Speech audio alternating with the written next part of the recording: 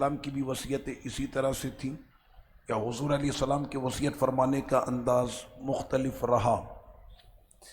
ہماری وصیتیں تو اسی طرح کی ہوتی ہے نا، اس سے لے لینا، اس کو دے دینا، یہ کر لینا، وہ کر لینا، جاگیر ایسے تقسیم کر لینا، وراثت ایسے بانٹ لینا۔ تو آقا کریم صلی اللہ تعالیٰ علیہ وسلم کی جو آخری وصیت تھی وہ میں نے آپ کو بتائی بھی تھی۔ میرے سرکار کی آخری وصیت کیا تھی؟ ابھی آپ کو بتائی تھی، استوصوا بالنساء خیرا، اپنی عورتوں کے ساتھ ہمیشہ بھلائی کرنا۔ آقا علیہ الصلوۃ والتسلیم کی ازواج مطہرات کا میں نے صبح نام پوچھا تو سب نے مجھے آقا علیہ الصلوۃ والسلام کی ازواج مطہرات کی 9 زوجہ میرے سرکار علیہ الصلوۃ والتسلیم اور ان کے اسماء گرامی آپ لوگوں نے بتائی بھی ماشاءاللہ۔ تو امہات المؤمنین آقا علیہ الصلوۃ والسلام کی جو ازواج ہیں، زوجات ہیں، کہ جب میرے سرکار کبھی سفر کے لیے روانہ ہوتے تو آقا علیہ الصلوۃ والسلام ساتھ میں کوئی نہ کوئی خوش نصیب خاتون میرے سرکار کے ساتھ شریک سفر بنتی۔ یہ ان کی زندگی کا سب سے بڑا اعزاز تھا کہ وہ شریک سفر تو سفر میں بنتی تھی، لیکن حضور کی زندگی میں تو شریک حیات بن چکی تھی۔ تو آقا علیہ الصلوۃ والسلام اتنا عدل فرماتے تھے کہ آپ قرآن دازی فرماتے۔ اگر کسی نے 2 شادیاں کر لی تو پرانی والی کو تو وہ یاد ہی نہیں رکھتا، پھر جو نئی والی آتی ہے اب وہ 20 سال کے بعد اس کو ملتی ہے، تو وہ ہر جگہ پر نئی والی کی اہمیت ہوتی ہے، اسی کو لے کر جانا، اسی کو کھلانا، اسی کو پہنانا، اسی کو اڑانا، اسی کو دینا۔ آقا علیہ الصلوۃ والسلام نے کیا کیا؟ سرور کونین صلی اللہ علیہ وسلم عدل فرماتے، قرآن دازی فرماتے، جس کا نام قرآن دازی میں نکلتا وہ میرے سرکار کی شریک سفر بنتی۔ آقا علیہ الصلوۃ والسلام پھر انہیں اپنے ساتھ سفر پر لے کر جاتے تھے۔ اب انت میرے آقا علیہ السلام نے کیا فرمایا؟ اللہ اکبر! انسان کی عقل دنگ ہوگی کہ اس معاملے کے اندر بھی جزا اور سزا ہو سکتی ہے، جزا اور سزا اس معاملے میں بھی ہو سکتی ہے کہ ایک بیوی کو حق دیا اور دوسری کو نہیں دیا۔ آقا نے فرمایا ایسا شخص جب محشر میں آئے گا تو ایک طرف سے اس کا کاندھا جھکا ہوا ہوگا، تو ایک طرف سے وہ جھکا ہوگا، یعنی بالکل ایسے کبڑا تو پیٹھ سے ہوتا ہے، یہ کاندھے سے جھکا ہوا ہوگا، اور لوگوں کو پتہ چل جائے گا کہ یہ وہ شخص ہے کہ جس نے رکھی زوجہ زیادہ تھی لیکن عدل اس نے نہیں کیا اور ان کے حق ادا نہ کیے۔ رب کریم نے قرآن مجید میں فرمایا وَوَصَّيْنَا الْإِنسَانَ، ہم نے انسانوں کو وصیت کی ہے، اے میرے مالک تو اپنے بندوں کو پیدا کرتا، رزق دیتا، زندگی دیتا، ان کے دنیا میں آنے سے پہلے ان کا رزق ان کی ماں کے سینوں کے اندر پیدا کر دیتا۔ یہ رب کریم کی قدرت ہے کہ ماں کے اس جسم کے اندر نہ جانے کتنا خون مواد اور یہ ساری چیزیں، اور وہ ساری چیزوں کے بیچ میں میرے رب نے وہ پاکیزہ دودھ بھی رکھا انسان کی روزی کے لیے، رزق کے لیے۔ کتنا گرم ہوگا، مٹھاس کتنی ہوگی، کیلشیم کتنا ہوگا، وٹامن کتنا ہوگا، جگر بھی اس کا اتنا سا ہے، دل اور معدہ بھی اتنا سا ہے اس کا، تو وہ تمام چیزوں کا خیال کیا کوئی دنیا کا اسپتال لگتا ہوگا جو میرے رب کے قدرتی اسپتال میں؟ آقا علیہ الصلوۃ والسلام نے جو ساری چیزیں ذکر فرمائی تو رب کریم نے فرمایا کہ ہم جب تمہارے آنے سے پہلے تمہارے رزق کا بندوبست کر دیا تھا، جب تم نے ڈالر کمائی بھی نہیں تھے تو اس وقت ہم نے تم کو رزق دے دیا تھا، تو اب کیا گھبراتا ہے؟ تو صرف ہاتھ پھیلا، تیری جھولیاں اور تیرے ہاتھ ہم روزی سے بھر دیں گے، مانگ تو صحیح۔ تو رب کریم نے فرمایا کہ ہم نے انسان کو وصیت کی تھی۔ کیا وصیت کی تھی؟ رب نے کیا وصیت کی؟ وَوَصَّيْنَا الْإِنسَانَ، کیا وصیت کی اللہ نے؟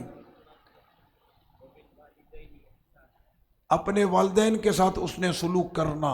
رب کریم نے یہ وصیت کی ہے اپنے والدین کے ساتھ ہمیشہ اس نے سلوک کرنا، ان کے ساتھ اچھا برتاؤ کرنا، کبھی ان کے سامنے اف نہیں کہنا، سامنے آئے تو ایسے محبت سے اپنی باہوں کو پھیلانا، ان سے بات کرنا تو ایسے سر جھکا کے نرم لہجے میں، اور جس طرح سے وہ بچپن میں تمہارے لیے دوڑتے تھے کہ اس سے پہلے میرے پیارے کے قدم، وہ ایک ہوتا نا بچہ تیزی کرتا بھاگنے میں اور آخر میں کیا ہوتا وہ گرتا ہے، تو اس سے پہلے کہ وہ گر رہا ہو اس کی ماں اس سے پہلے وہاں پہنچ جاتی، اور اس بھاگنے کے اندر اگر ماں کئی مرتبہ ایسا ہوتا ہے خود گر جاتی ہے، لیکن اس کی کوشش یہ ہوتی ہے کہ میرا لخت جگر نہ گرے، تو رب سے یہ دعا کرنا، اے میرے مالک جن ماں باپ نے مجھ کو بچپن میں جیسے پالا تھا اب وہ خود اس دہلیز پر پہنچ گئے، تو میرے ماں باپ پہ رحم فرما، کما ربیانی صغیرہ، ایسا رحم فرما جیسے انہوں نے بچپن میں مجھ پر رحم کیا تھا۔ آقا کریم صلی اللہ تعالیٰ علیہ وسلم نے بھی وصیت فرمائی۔ اچھا، میرے سرکار کو رب نے وصیت فرمائی، آقا علیہ الصلوۃ والسلام کو کیا وصیت فرمائی؟ فرماتے ہیں میرے سرکار اوصانی بالصلاۃ والزکاۃ، یہ قرآن ہے، قرآن میں رب کریم نے فرمایا کہ ہم نے اپنے محبوب کو وصیت کی ہے، کیا وصیت کی؟ وَأَوْصَانِي بِالصَّلَاةِ وَالزَّكَاةِ مَا دُمْتُ حَيًّا وَبَرًّا بِوَالِدَتِي وَلَمْ يَجْعَلْنِي جَبَّارًا شَقِيًّا، سورہ مریم ہے یہ۔ حافظ صاحب بیٹھے ہوئے ہیں نا، کہاں گئے حافظ صاحب؟ آیتیں نوٹ کیا کریں اور آپ لوگ بعد میں ان سے پوچھا کریں کہ علامہ صاحب نے جو آیت پڑھی تھی وہ کون سی آیت تھی، یہ آپ کو نکال کر دکھائیں گے، یہ تھی وہ آیت، چاہے وہ آیت عقیدے سے ہو، چاہے وہ عقیدہ اعمال سے ہو، اخلاق سے ہو۔ تو یہ حافظ کا یہ آپ کا فائدہ ہے، اللہ پاک آپ کو بھی رمضان ماہ قرآن کی برکت سے قرآن کا حافظ بنا دے۔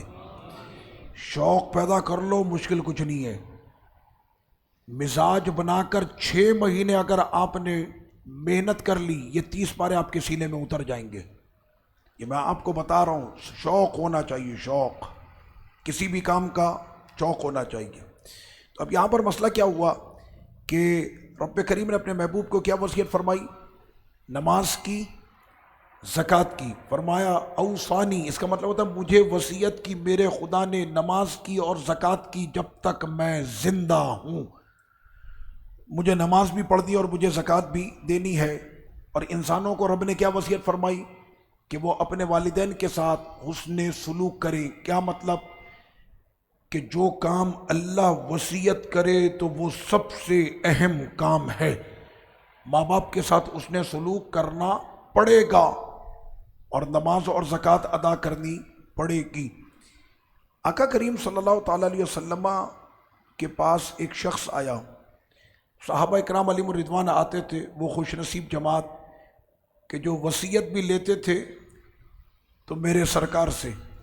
ہم جب اپنے بزرگوں سے ملتے ہیں تو ہاتھ چومتے وقت، نکلتے وقت ان سے کہتے ہیں حضور ہمارے لائق کوئی حکم، حضور ہمارے لائق کوئی حکم، تو وہ کہتے ہیں اللہ تمہیں سلامت رکھے، تقوی اختیار کرو، اللہ تمہیں سلامت رکھے، نیکی کے کام کرو۔ ہمارے بڑے ہمیں اس طرح سے وصیت آج بھی کرتے ہیں، دین کی خدمت کرو، ناموس رسالت پر پیرا دو، ختم نبوت کے سپاہی بنو، باطل کے سامنے ڈٹ کر کھڑے رہنا، گستاخوں کا دروازہ بند کرو۔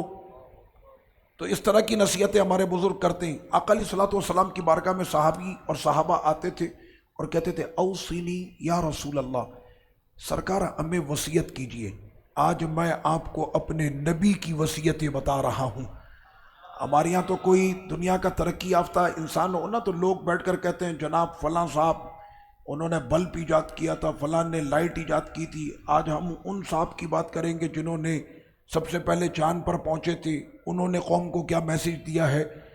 میں نے کہا آج ہم ان کی وصیتیں سنائیں گے جن کے اشارے پہ چاند گھوما کرتا تھا، جن کے اشارے پہ ڈوبا ہوا سورج نکلا کرتا تھا، جن کے اشارے پر بے جان کنکریاں کلمہ پڑتی تھی، جن کے اشارے پر درخت چل کے حاضر ہوتے تھے، جن کے بغیر اشارے کے بادل ان پہ سایہ کرتا تھا، اور محشر میں پورے زمانے کی طاقت ان کے ہاتھ میں مقدر دیا جائے گا۔ آج میں ان کی وصیتیں سنا رہا ہوں۔ میں تو مالک ہی کہوں گا کہ او مالک کے حبیب، یعنی محبوب و محب میں نہیں میرا تیرا۔ آقا علیہ الصلوۃ والسلام کے دربار عالی میں صحابی آ کر کہنے لگے اوصنی یا رسول اللہ، جاء رجل الی رسول اللہ صلی اللہ علیہ وسلم قال اوصنی یا رسول اللہ فقال علیہ الصلاۃ والسلام علیک بتقوی اللہ. آقا علیہ الصلاۃ والسلام سے صحابی نے آ کر کہا کہ میرے لیے آپ کوئی وصیت فرمائے. تو آقا علیہ الصلاۃ والسلام نے فرمایا کہ تجھ پر لازم ہے کہ تو تقوی اختیار کرے. علیک کیا مطلب ہوتا ہے اس کا؟ تم پر. بتقوی اللہ، اللہ عز و جل سے ڈرنا اور تقوی اختیار کرنا، یہ پہلی وصیت فرمائی. قلت، تو میں نے کہا زدنی یا رسول اللہ، یا رسول اللہ صلی اللہ علیہ وسلم اس میں کچھ اضافہ فرمائیں، یعنی اور بھی کچھ وصیت فرمائیں. اب سرکار نے پہلے تقوی اللہ فرمائی، دوسری وصیت میرے نبی کی، فرما علیک بتلاوت القرآن، جب تک زندہ رہو قرآن پڑھتے رہنا.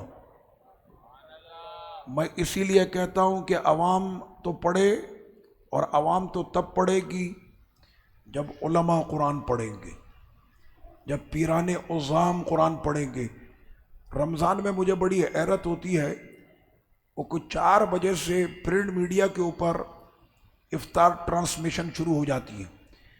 پورے جہاں کے موضوع پر بات ہوتی ہے، اگر بات نہیں ہوتی تو قرآن کی بات نہیں ہوتی، یعنی قرآن کی تلاوت ہی نہیں ہوتی. وہاں پر کوئی یہ موضوع لے، وہ اصل میں اس کو تو ریٹنگ چاہیے نا. اب وہ پروگرام وہ جو کر رہا ہے وہ ریٹنگ کے لیے، بھائی روزی روٹی کے لیے ہے، وہ اس کا کوئی تعلق نہیں ہے دین سے. اس نے ریٹنگ کرنی ہے، چینل چلانا، پیسہ کمانا ہے. رمضان وہ کہتا ہے ہم تو ہر مہینہ بیچتے ہیں، ابھی ای ٹرانسمیشن بیچیں گے وی آئی پی کر کے. ادھر شیطان کھلا نہیں، اس سے پہلے یہ والے کھلے ہوئے ہوں گے. ابھی تو بند ہے نا، کھلے گا وہ، اور چیلے پہلے سے تیاری کر کے بیٹھیں گے اس کے استقبال کے لیے. سمجھ میں آ رہی ہے آپ کے؟ وہ کہتے ہیں ہم تو شوال بھی بیچتے ہیں، ہم تو محرم بھی بیچتے ہیں، ہم رمضان بھی بیچتے ہیں. تو حیرت یہ ہے کہ اللہ نے کیا فرمایا، سرکار نے کیا فرمایا وصیت میں؟ پہلی وصیت تقوی، دوسری وصیت کیا کی؟ تلاوت القرآن. کیا کی؟ میں اسی لیے دکھڑا روتا ہوں کہ ہر آستانے میں صرف پیر صاحب یوں قرآن مجید لے کر بیٹھ جانا.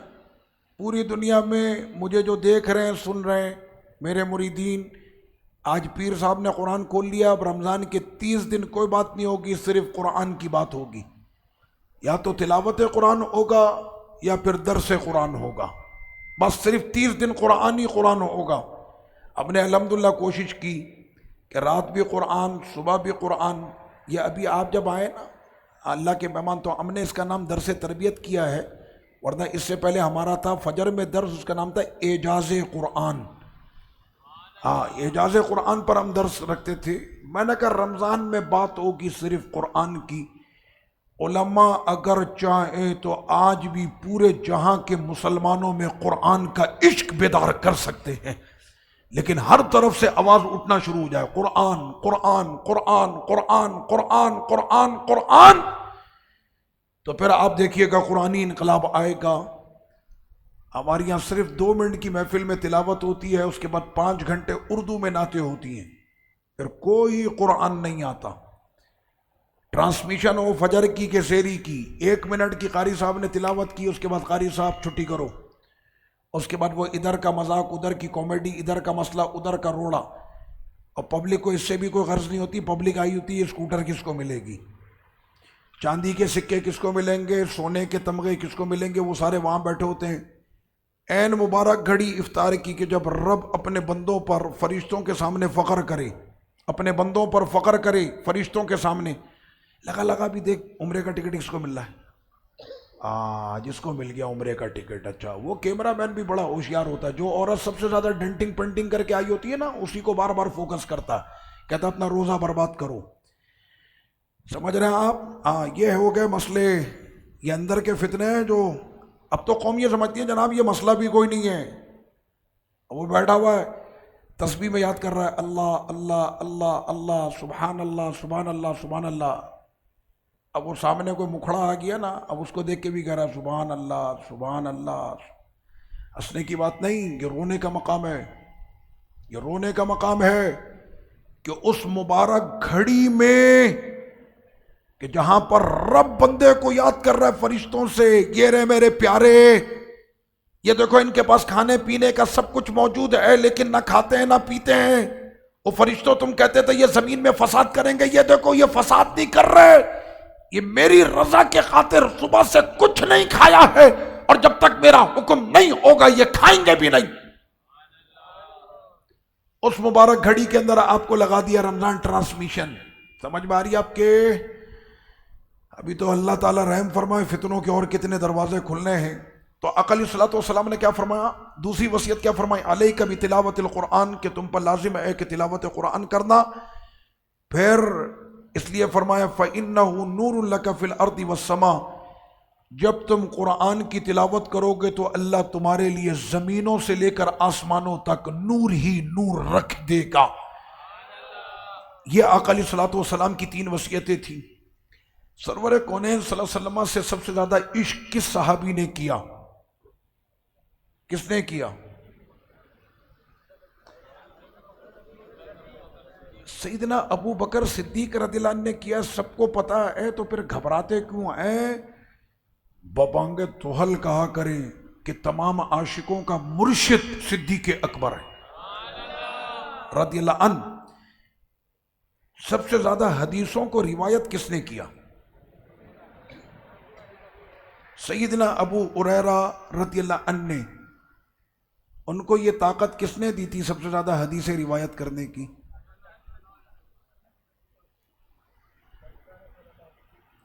کس نے دی تھی؟ جی آقا کریم صلی اللہ علیہ وسلم نے ان کو قوت حافظہ دیا تھا، ورنہ وہ فرماتے ہیں کہ میرے حافظے کا حال تو یہ تھا کہ یہ سنا باہر نکلا بھول گیا، اتنا کچا حافظہ تھا. اسی کی میں شکایت لے کر گیا حضور کی بارگاہ میں کہ حضور تھوڑی دیر تو حدیث یاد رہے، گھر تک پہنچے کم از کم والدہ کو سنا دیں.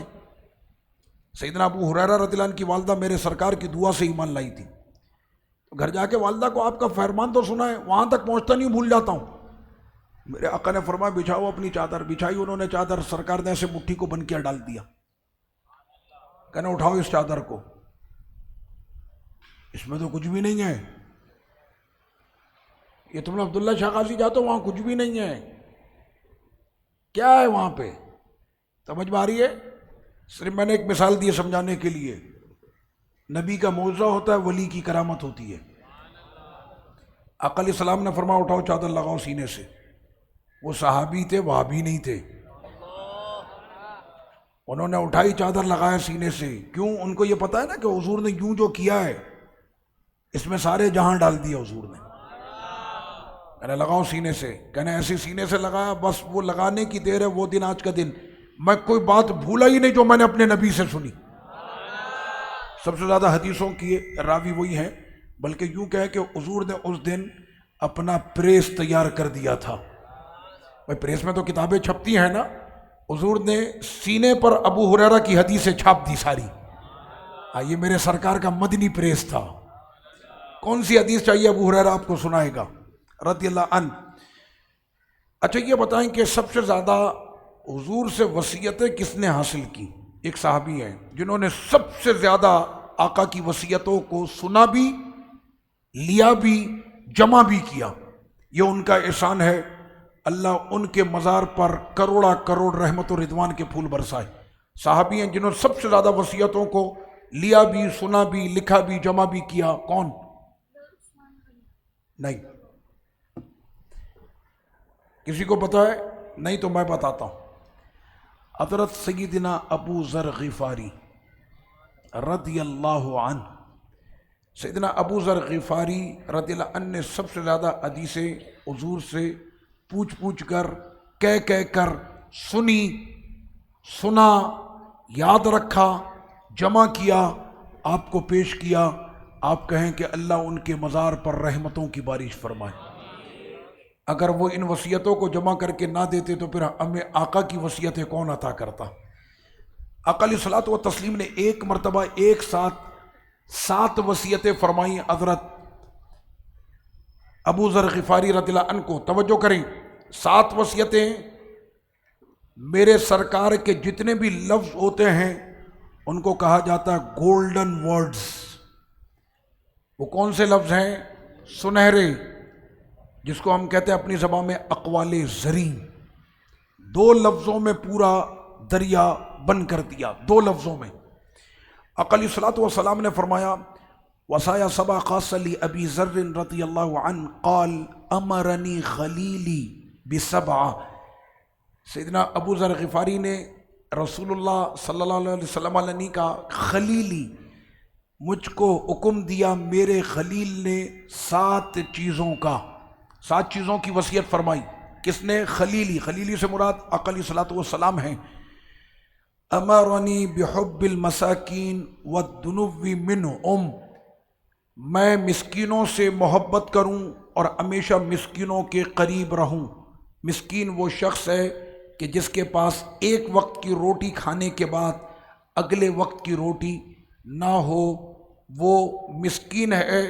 فرمایا کہ مسکین کے قریب رہنا اور ہمیشہ مسکینوں سے محبت کرنا، ہمیشہ ان سے محبت کرنا، ان کے پاس کھانا نہ ہو تو دینا، اور صرف کھانا دے کر ان کو احسان مت جتلانا بلکہ ان سے دوستی ہی کر لینا تاکہ ہمیشہ مسکینوں کے ساتھ تمہاری بیٹھک رہے۔ وَأَمَرَنِي أَنْ أَنظُرَ إِلَى مَنْ هُوَ دُونِي وَلَا أَنظُرَ إِلَى مَنْ هُوَ فَوْقِي، آقا علیہ الصلوۃ والسلام نے فرمایا ہمیشہ اپنے سے نیچے والوں کو دیکھنا، اوپر والوں کو نہ دیکھنا۔ نیچے والوں کو دیکھو گے تو پھر تم کو پتہ چلے گا کہ تمہارے رب نے تم پر کتنے احسان کیے ہیں۔ اوپر والے کو دیکھو گے یا تو حسد میں مرو گے یا طمع کے اندر پڑ جاؤ گے، لالچ تمہیں لگ جائے گی اور کسی بھی طرح سے اس منصب کو پانے کی تم کوشش کرو گے۔ جب نیچے دیکھو گے تو تمہیں اللہ کا شکر یاد آئے گا کہ اللہ نے آج بھی ہمیں بہت سو سے اچھے حال میں رکھا ہے۔ ایک اللہ کے ولی ہیں، ان کے پاس 14 بیٹے تھے، سلطنت تھی، بادشاہی تھی، گھوڑے تھے، اونٹ تھے، مویشی تھے۔ آندھی آئی سب ختم ہو گیا، یہاں تک کہ خود وہ آنکھوں سے نابینا ہوئے۔ طوفان میں ان کے جو ہے ہاتھ اور پاؤں ٹوٹے، آنکھوں سے نابینا ہوئے۔ اس کیفیت میں وہ بادشاہ کے دربار میں سمجھو گوشت کا ایک لوتھڑا پڑا ہے، تو وہاں پر ایک اللہ کے ولی عالم وہ تشریف لائے اس بادشاہ کے محل میں، تو کہا کہ آپ تو اتنی اونچی سلطنت والے تھے اور آج آپ کس حال میں ہیں؟ تو انہوں نے کہا کہ میں اس وقت بھی اپنے رب کا کروڑا کروڑ شکر ادا کرتا ہوں۔ کہا کس بات پر شکر؟ سب تو آپ کا چلا گیا، بچا آپ کے پاس کیا ہے؟ تو انہوں نے فرمایا میں تو اب بھی کہتا ہوں کہ میرے مالک تیرا کتنا شکر ہے کہ یاد رکھنے کے لیے ابھی بھی میرا دل موجود ہے اور یاد کرنے کے لیے میری زبان موجود ہے۔ اب میں اس پر بھی اپنے رب کا شکر ادا کرتا ہوں کہ دل میں اس کی یاد ہے، زبان پہ اس کا ذکر ہے، اس سے بڑھ کر اور کیا نعمت ہو سکتی ہے۔ تو آقا علیہ السلام نے فرمایا کہ ہمیشہ اپنے نیچے کو دیکھنا، اوپر کو نہیں دیکھنا۔ آج ہمارا جوان طبقے سے لے کر گھر میں موجود ہماری عورتیں نیچے دیکھنے کو کوئی تیار نہیں، سب نے اوپر دیکھنا، اوپر جانا ہے، اوپر بڑھنا۔ وہ اوپر کے چکر میں اس اوپر پر تو نہیں پہنچ پاتے جس اوپر کی اس نے تمنا خواہش کی ہوتی ہے، ہاں البتہ اتنے اوپر پہنچ جاتے ہیں کہ پھر وہاں سے واپسی کوئی بھی نہیں آتا۔ اس کے بعد فرمایا کہ وَأَمَرَنِي أَنْ أَصِلَ رَحْمِي، اور مجھے آقا نے حکم دیا کہ میں ہمیشہ صلہ رحمی کروں۔ وَأَمَرَنِي أَلَّا أَسْأَلْ أَحَدًا شَيْئًا، اور آقا علیہ الصلوۃ والسلام نے مجھ کو حکم دیا میں کبھی لوگوں کے سامنے ہاتھ نہ پھیلاؤں۔ سنو وصیتیں میرے نبی کی ہیں یہ۔ وَأَمَرَنِي أَلَّا أَقُولَ إِلَّا الْحَقَّ وَلَوْ كَانَ مُرًّا، اور مجھ کو وصیت کی میرے آقا نے کہ میں ہمیشہ حق کہوں اگرچہ حق کڑوا ہوتا ہے، اگرچہ وہ کڑوا ہو۔ مر کہتے ہیں کڑوے کو، اگرچہ وہ کڑوا ہو لیکن کہنا حق ہے، کہنا۔ مولوی صاحب 7 چینل پہ اتنی میٹھی بات کریں کہ 16 چینل اور تیار بیٹھے، انہی کو میں نے لینا ہے۔ میں نے کہا اتنی محبت آپ کو ان سے، کہنے یہ کسی کو کڑوا بولتے ہی نہیں ہیں، سب کو جنتی، سارے جنت میں، سارے آپس میں محبت کے ساتھ رہیں گے، کافروں سے محبت، ہندوؤں سے محبت، عیسائیوں سے محبت، سب پیارے ہیں، سب اللہ کے بندے ہیں، سب سے پیار کرو، سب کو ساتھ لے کر چلو، اللہ نے جنت بنائی ہے، سب اس جنت میں جائیں گے۔ کہنے یہ والے مولوی صاحب بہت اچھے ہیں۔ میرے آقا نے فرمایا حق بولنا اگرچہ کڑوا ہو۔ سمجھ میں آ رہی ہے آپ کے؟ یہ آقا علیہ الصلوۃ والسلام نے فرمایا ہے۔ تو یہ والے بڑے پسند کیے جاتے ہیں۔ ڈیفنس والے کہتے ہیں بس انہی کا ہمیں خطاب کرانا ہے۔ کلفٹن والا کہہ رہا ہے بھائی یہی مولوی صاحب لانا ہے۔ کہنا کیوں؟ کہنا کڑوی والی ہم نے نہیں سننی، ہم تو سارے سب کو خوش کیا ہوا ہوتا ہے۔ آپ کو پتہ ہے یہ جتنے بھی چور چنڈال ہیں نا ہمارے ملک کے اندر، بڑے بڑے چور ڈکیت چنڈال پورے ملک کو کھا گئے، آپ کیا سمجھ رہے ہیں؟ ان کو بھی رات میں 4 عدد پیر صاحب فون کرتے ہیں، آپ بے فکر رہیں فلاں صاحب، ہم آپ کو جنت میں لے کے جائیں گے۔ وہ کیا وہ کوٹھی بنی نہیں ابھی تک ہماری؟ جی صاحب بن جائے گی، میں نے بول دیا انجینئر کو 2 دن کے اندر تیار ہو جائے گی، آپ وہاں پہ 2 V8 گاڑیاں بھی رکھوا دیجیے گا، ٹھیک ہے؟ بہت شکریہ، جنت میں آپ کو میں لے کے جاؤں گا، آپ بے فکر رہیں۔ میں نے کہا پیر صاحب پہلے خود تو جا کر دکھاؤ۔ اچھا وہ بھی خوش ہو رہا ہوتا، کیوں کہ اس کو بھی پتا ہے کہ جیسا میں ہوں ویسا ہی پیر ہے، اس کو بھی پتا ہوتا ہے، یہ نہیں ہے اس کو نہیں پتا، اس کو پتا ہے کہ مجھ سے رابطہ وہی رکھے گا جو میری لائن کا ہوگا۔ ایسا نہیں ہے اس کو نہیں پتا، اس کو سب پتا ہے، اس کو پتا ہے یہ پیر بھی فراڈی ہے، بس اس کا دل خوش کرتا ہے نا، اس کو خوشی ہوتی ہے یار، کم از کم کوئی تسلی تو دیتا ہے ہم کو۔ لوگوں کا خون چوس کر اللہ کے بندوں کو ستا کر کوئی یہ سمجھے کہ رب اس سے راضی ہو جائے، یہ حاکم کی بھی بھول ہے، یہ اس پیر کی بھی بھول ہے۔ اس کے بعد آقا علیہ الصلوۃ والسلام نے فرمایا وَأَلَّا أَخَافُ فِي اللَّهِ لَوْمَةَ لَائِمٍ، اور تم حق بات کہنا کس کے سامنے؟ جو بڑے سے بڑا جبار اور قہار ہو نا، اس کے سامنے بھی تم نے حق بات کہنی ہے، اے ڈرنا نہیں۔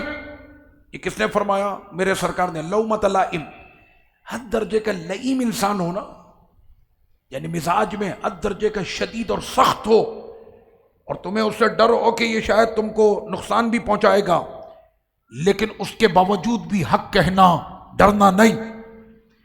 وَأَمَرَنِي أَنْ أُكْثِرَ مِنْ قَوْلِ لَا حَوْلَ وَلَا قُوَّةَ إِلَّا بِاللَّهِ، اور مجھ کو میرے آقا نے حکم دیا کہ سب سے زیادہ میں پڑھوں لا حول ولا قوة إلا باللہ فإنہن من کنز تحت العرش، اس لیے کہ یہ الفاظ عرش کے نیچے کا خزانہ ہے۔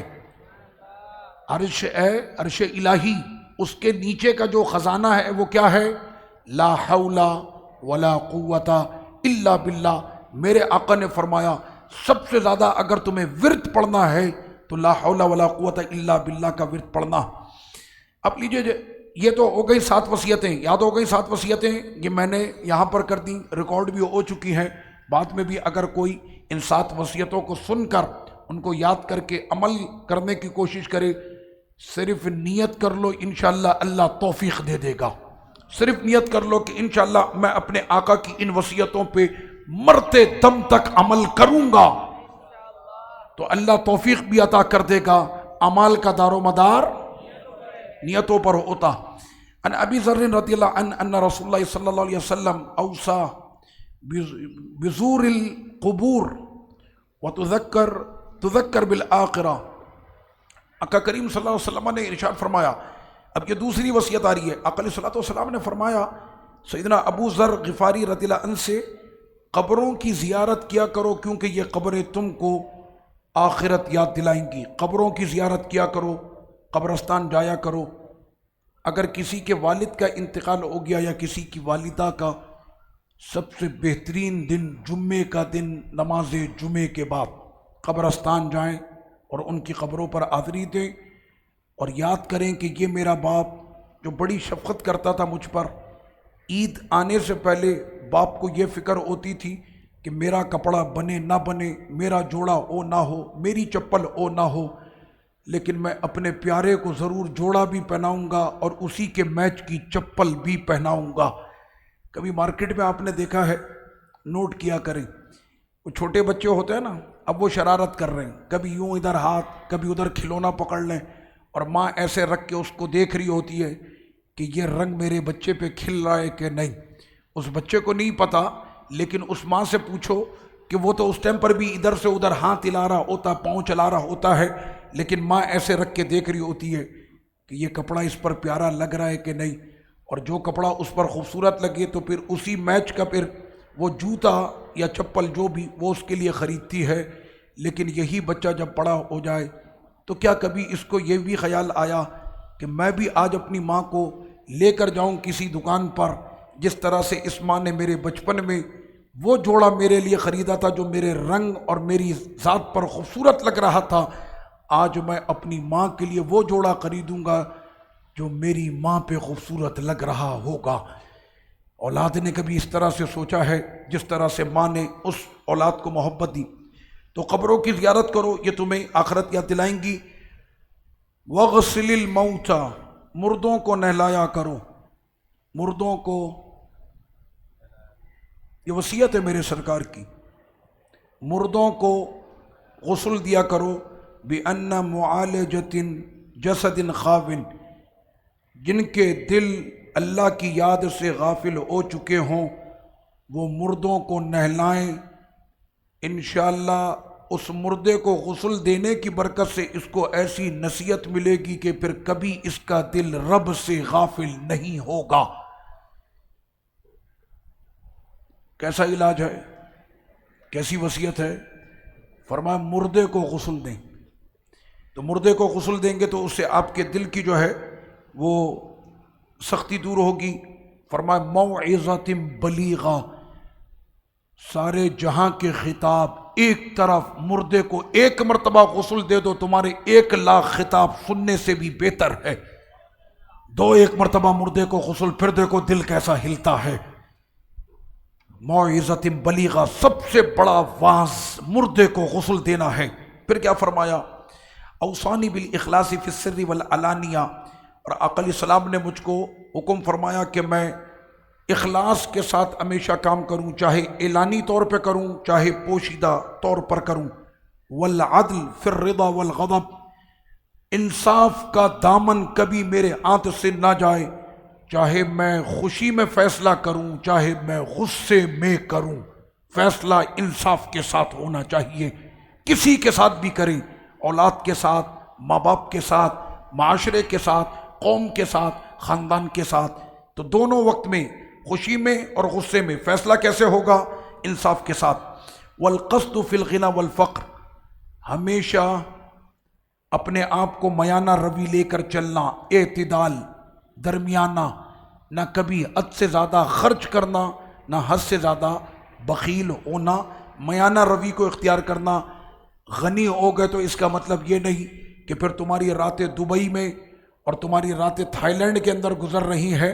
ہرگز اس کا یہ مطلب نہیں ہے کہ اللہ نے تم کو غنی کیا تو اس کام کے لیے کہ اب تم ناجائز، بیجا اور بیجا کا اسراف تم کر رہے ہو اور اللہ کے دیے ہوئے اس مال کو حرام کے اندر تم استعمال کر رہے ہو. تو فرمایا کہ غنی ہو تب بھی اعتدال اور فقیر ہو تب بھی تمہارا اعتدال قائم رہنا چاہیے. وَأَنْ عَافُوَ عَمَّنْ ظَلَمَنِي، آقا نے فرمایا کہ اس کو معاف کر دینا جس نے تم پر ظلم کیا. وَعَافُوَ عَمَّنْ ظَلَمَنِي، اس کا مطلب تو یہ ہے کہ میں معاف کر دوں اس کو جس نے مجھ پر ظلم کیا. معاف کرنے والے کو سرکار بہت پسند کرتے، اللہ بھی بہت محبت کرتا ہے. جو اللہ کے بندوں کو غلطیوں پر معاف کر دیں تو اللہ ان سے بڑی محبت کرتا ہے. وَأُعْطِيَ مَنْ حَرَمَنِي، اور جس نے مجھ پر حرام کیا، میری نعمتوں کے راستے بند کیے، میرے لیے جس نے سد باب کیا، میرے اوپر جس نے مشکلات کھڑی کی، اس نے جو کرنا تھا کیا، میرا کام ہے کہ وہ سامنے آئے تو میں اس کو بھی عطا کروں. جب سرکار یہ وصیت فرما رہے ہیں تو خود میرے آقا اس پر کتنی مضبوطی سے عمل کرتے ہوں گے. جس نے تم پر خیر کے دروازے بند کر دیے تم اس پر خیر کے دروازے کھلے رکھنا.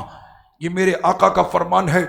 دنیا میں جہاں کے لوگ عاجز ہو گئے کہ یہ کون سی ذات ہے کہ جس کے اخلاق اتنے اعلیٰ ہیں، تو آقا علیہ الصلوۃ والسلام نے فرمایا وصل من قطعنی، اس کے ساتھ تم اپنے صلہ رحمی کو قائم رکھنا جس نے تمہارے ساتھ رشتے کو ختم کیا ہے، تم اس کے ساتھ رشتے کو ہمیشہ قائم رکھنا۔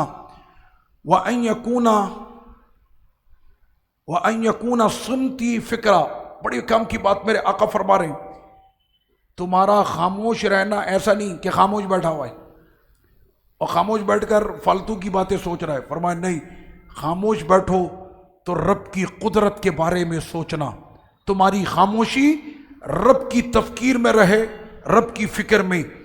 وَنُطْقِي ذِكْرًا، سُمْتِي فِكْرًا وَنُطْقِي ذِكْرًا، تمہاری زبان کھلے تو اس پر اللہ کا ذکر رہے۔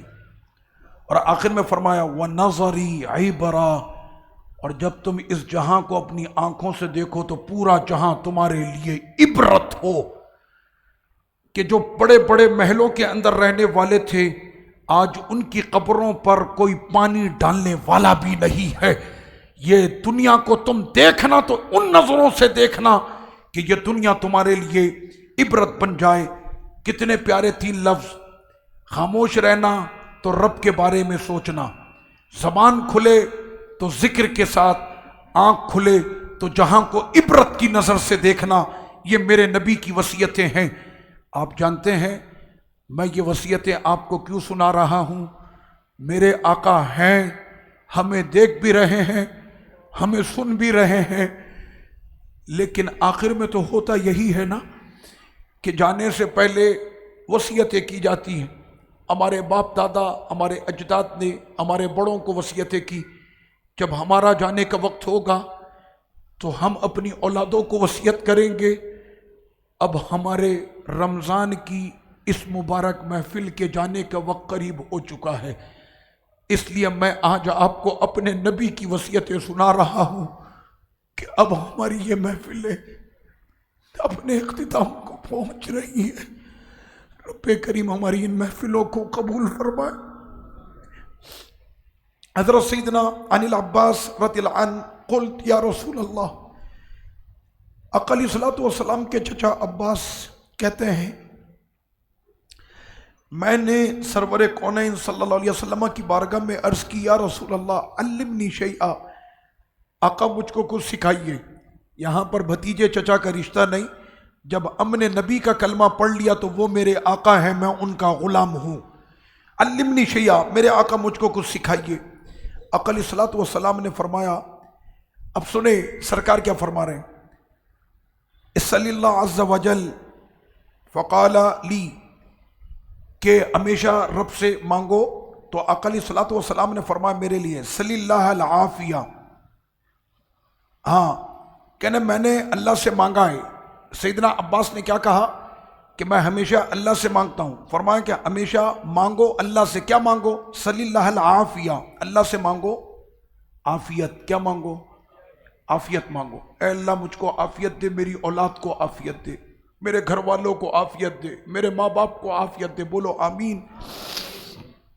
فمکثت ایاما، کچھ دن گزر گئے، فسألت، کچھ دنوں کے بعد پھر میں نے آ کے حضور سے پوچھا، یا فقال، میں نے پھر پوچھا حضور کچھ اور وصیت کیجئے، چچا ہیں پھر پوچھتے حضور کچھ اور وصیت۔ اب سنیں حضور کا کتنا پیارا لفظ آیا، فقال یا عم رسول اللہ، اے رسول اللہ کے چچا، اپنے چچا کو کیا فرما رہے؟ اے رسول اللہ کے چچا، صلی اللہ العافیہ فی الدنیا والآخرہ، پہلے فرمایا تھا صرف عافیت مانگے، اب کیا فرمایا؟ فرمایا دنیا میں بھی عافیت مانگے، آخرت میں بھی عافیت مانگے۔ آقا علیہ الصلوۃ والسلام نے کیا فرمایا؟ دنیا آخرت میں کیا مانگنا ہے؟ عافیت۔ اے مالک ہم کو عافیت عطا کر دے، دنیا میں بھی عطا کر دے، آخرت میں بھی عطا کر دے، اور قبر میں بھی عطا کر دے۔ موت کے وقت میں جب فرشتہ سامنے کھڑا ہو تب بھی عافیت کا معاملہ فرما، اور جب ہمارا جنازہ اٹھے تو اس وقت بھی عافیت کا معاملہ، اور جب قبر میں نکیرین سامنے کھڑے ہوں سوالات لے کر تو اے مالک اس وقت بھی عافیت کا معاملہ فرما۔ آقا علیہ السلام نے آخری وصیت فرمائی، یعنی آج کے درس کی آخری وصیت، میرے سرکار علیہ الصلوۃ والسلام نے فرمایا کن عالمن او متعلمن او مستمعن او محبن، فرمایا یا تو خود عالم بن جا، یا تو خود علم والا عالم ہوتا ہے۔ میں آپ کو یہ تو نہیں کہتا کہ آپ نے 8 سال درس نظامی پڑھی اور آپ ایک باقاعدہ عالم بن گئے، لیکن میرے نبی کے جس نے 2 فرمان بھی اپنے ذہن میں یاد کر لیے، عالم تو وہ بھی بن گیا ہے۔ عالم کہتے ہیں جاننے والے کو، تو اب آپ لوگوں نے کتنا جانا؟ بہت کچھ الحمدللہ جان لیا اپنی اس زندگی میں۔ انشاءاللہ مرتے دم تک یہ یقین تو اب آپ کو ہوگا کہ ہم ایمان پر زندہ رہیں گے، عشق رسول ہماری دولت ہوگی، سینوں کے اندر محبت مصطفیٰ کا چراغ جلتا رہے گا اور ہمارا خاتمہ ایمان پر ہوگا۔ آقا علیہ السلام نے فرمایا یا تو عالم بن جا یا پھر عالم کا شاگرد بن جا، اگر وہ بھی نہیں بن سکا تو پھر عالم کی گفتگو سننے والا بن جا، اگر وہ بھی نہ بن سکا تو پھر عالم سے محبت کرنے والا بن جا۔ یہ 4 چیزیں فرمائی، یا تو خود عالم بن جا، یا عالم کا شاگرد بن جا، متعلم بن جا، یا عالم کا درس سننے والا بن جا، یا پھر عالم سے محبت بھی کر لے تو تیری نجات ہو جائے گی۔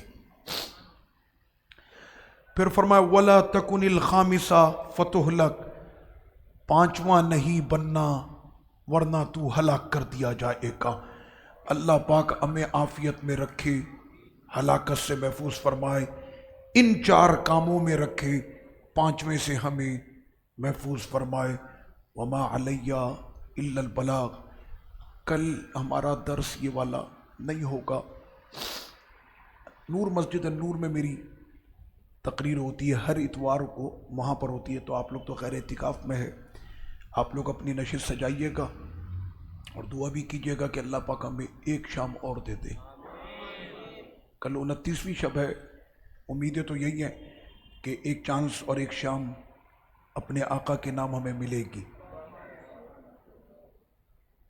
اگر مل گئی تو پھر ایک دن قسمت کا اور چمکے گا کہ جس میں ہم اپنے آقا کی باتیں کریں گے۔ اللہ پاک ہمیں اپنے آقا کے فرمان پہ عمل کی توفیق عطا فرمائے۔ آپ لوگ اپنی نشست جاری رکھیں، آپ لوگ اپنی نشست جاری رکھیں۔